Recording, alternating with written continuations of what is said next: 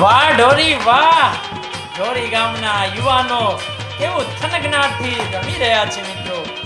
જૂની યાદો આજે પણ જ્યારે તાજી કરીએ એ ઢોરી ગામના યુવાનો કેવું થનગનાટથી રમી રહ્યા છે મિત્રો.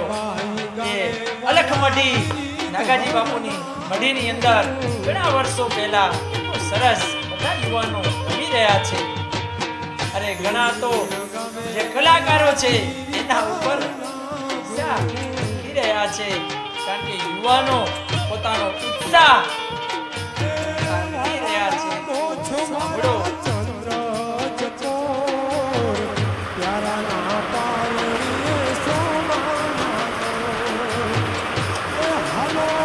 હા ઢોરી હા. ધન્ય છે ઢોરી ગામ.